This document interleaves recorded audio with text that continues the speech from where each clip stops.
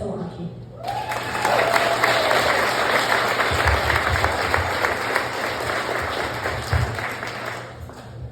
Thank you, Tamara. Yes, you pronounced it perfectly. Sometimes people call it spiritualicious.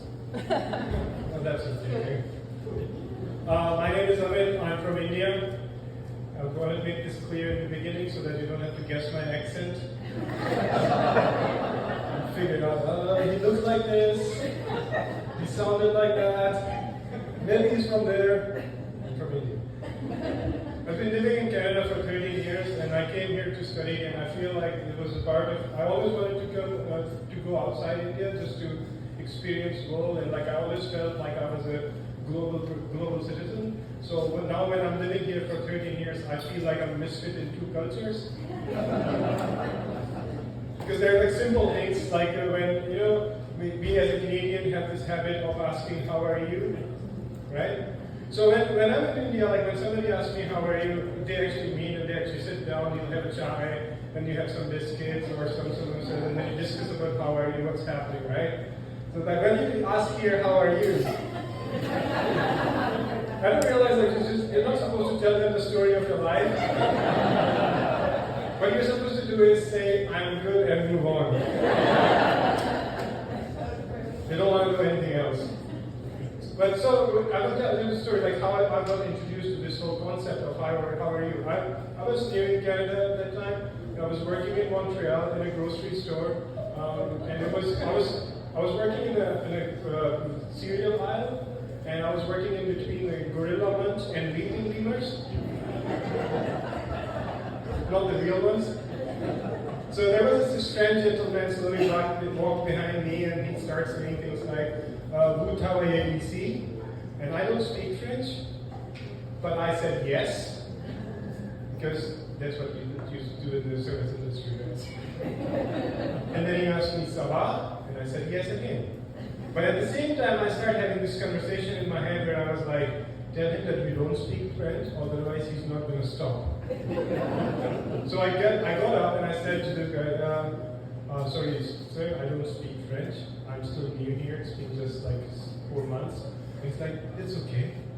This is okay. There's no problem with that. So he said to me, how are you? And I was touched. I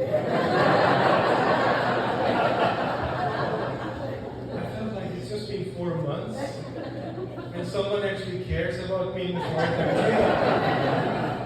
So I started telling him my grades are not really good.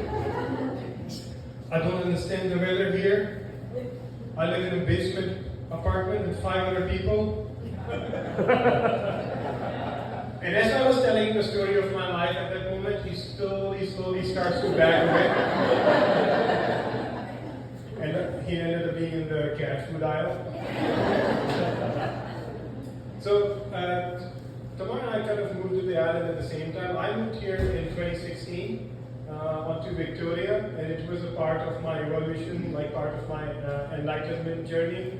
But the moment I moved to Ireland, I start feeling that I become more entitled now. I'll tell you why, how it did happen. I came here so that I can teach yoga, live a spiritual lifestyle, drink kombucha, and use bike lanes. But then here, I kind of realized everyone does that anyways. I found there's more yoga teacher on the island than the people who actually practice yoga. So I wasn't really able to sell any of my classes. So I used to go to different yoga studios telling them I teach yoga, and they'd be like, what kind of yoga do you teach? And do you have any teacher training in Canada or something? This is almost feels like if you want to teach ice hockey, and I send it to India, and I ask you to take a 200-hour course there and come back and teach. So yes, I did yoga all my life, but I had to do a yoga certification course so that I can teach here.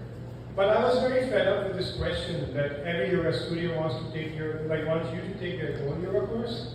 So they'll ask me, what's your niche? What's your specialty? It's I started making up stories in my head. I said to them, I teach gluten-free yoga.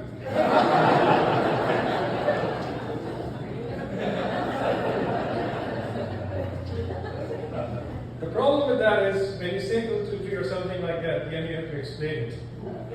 So they're like, what's the type of yoga? What is that? So I'm like, okay, that's the type of yoga. When you do the breathing and the postures, after that you won't have the desire to eat gluten anymore.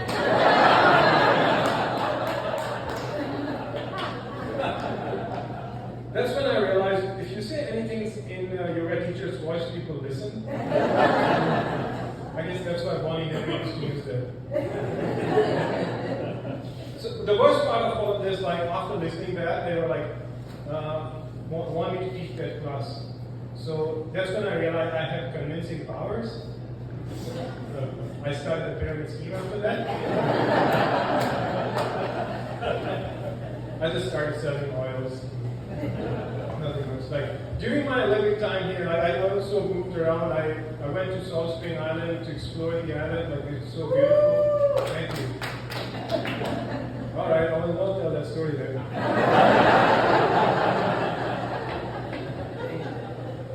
It's a funny story though. Tell it. That was in my head. Oh yeah, it's coming. I'm not stopping.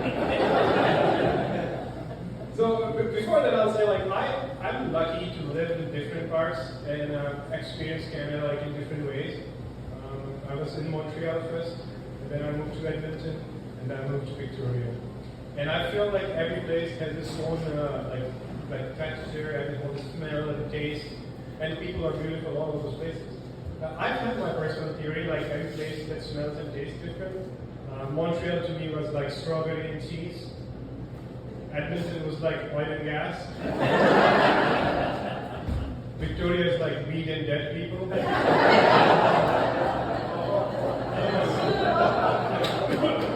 It is true. I mean, if you walk on the streets, some of the streets like homelessness, overdose, and bike lanes. I love bike lanes myself, but I feel like I'm used to riding bicycles for a way of commuting. Like I grew up riding bicycle all my life, and we never had a bike lanes. The bike lane is a unique concept that was designed for here. I feel like bike lanes are like being in a relationship.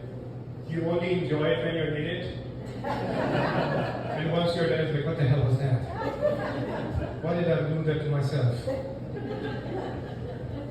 I'm a very nice person, I'm very laid back, but the moment I put a helmet on and those tights and sitting like this, something happens. I start flipping and swearing for no different reasons. It's fine. Whatever.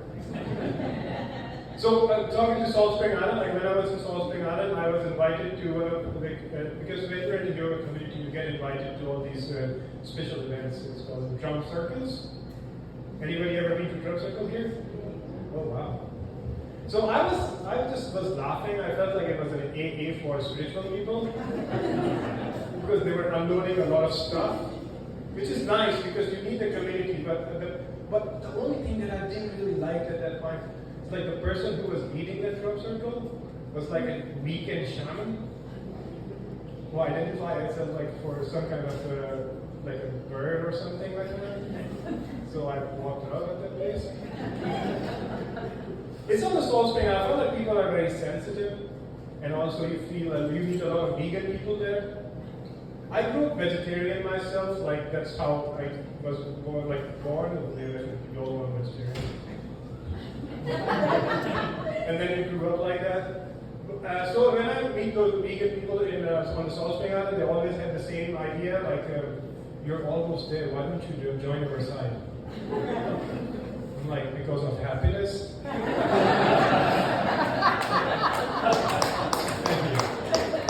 It's a very contrasting situation because Salt Spring Island has really good cheese.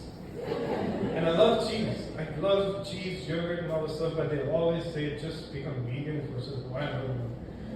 I always look at vegan face, I always feel they're missing something. Like protein. And a desire to live. If you're vegan for whatever reason, please keep doing it. Don't listen to me. I'm just saying things here. So I always sit there and say like, it's okay. You love cheese, but you can switch to tofu or nut cheese. I like nuts cheese. I don't like them when they're mixed together. They call it nut cheese. It's not really a good picture in my head.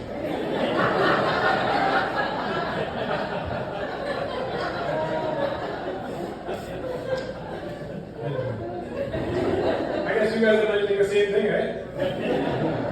So when I was thinking of Soul Spring, people are very sensitive. So I will meet, like, I do think the cops that I met were really kind to you. Like, they were, like, very nice. They'll ask you questions like, how are you? Where are you from? What's the purpose of your visit?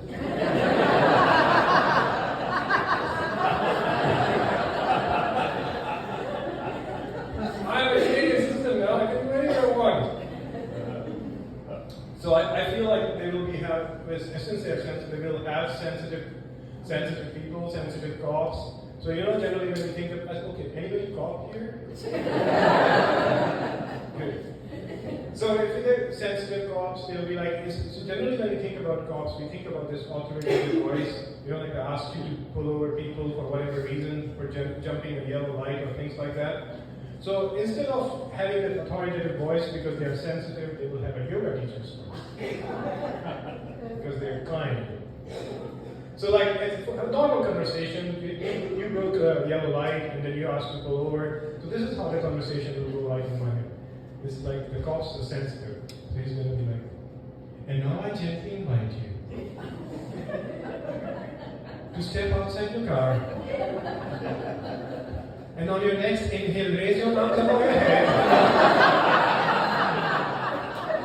Looking up to the sky, full your heart with intentions. On your next exhale, arms down behind your back.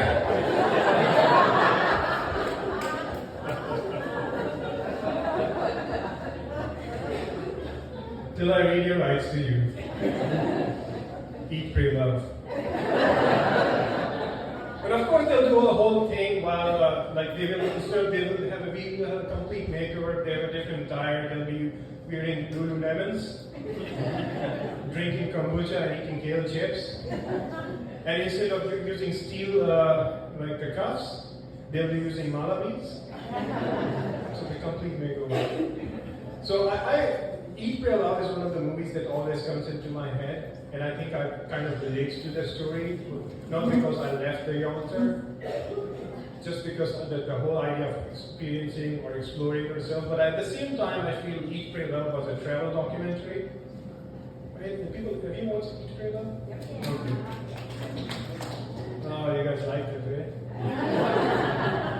I think like if it was based out of India, the first half will be made just to get your visa approved. You'll be like visiting the immigration officer, and then he'll be like, I need to travel, and then they ask, why do you need to travel? Because I need to eat. It's like, there's enough different kinds of food, too. You eat something. And then you go again, and then you'll be like, I need to pray. You have 330 million gods and goddesses, go pray to someone.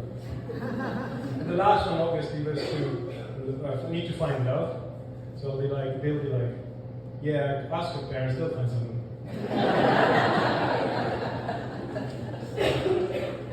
So I studied in a Catholic school in India. We have lots of Catholic schools, courtesy of 200 years of colonization. Don't have to feel bad about it now. Maybe if you feel. So I was in a Catholic school, and in the Catholic school they asked me to play Jesus Christ. That's a true experience. Like I'm a Hindu. So in the Hindu religion, you pray as many gods as you want. Like I had 330 million gods and goddesses to please, but I played Jesus Christ. I nailed that experience. Thank you. So. I understand that. I mean, it's one of those things like you play and then you will think like it's a kid playing Jesus Christ, not a big deal. But again, I have 330 million gods and goddesses to please and I play Jesus Christ. So it was a big experience for me. It was a very touching. And that's when I realized that since all religions are reinventing themselves, like for example, Hinduism has Lululemon and yoga, Buddhism has rich people. Like, it's about time Christianity or the church should come up with something, tag along with some kind of physical activity to improve its brand image. And I think CrossFit will be the best.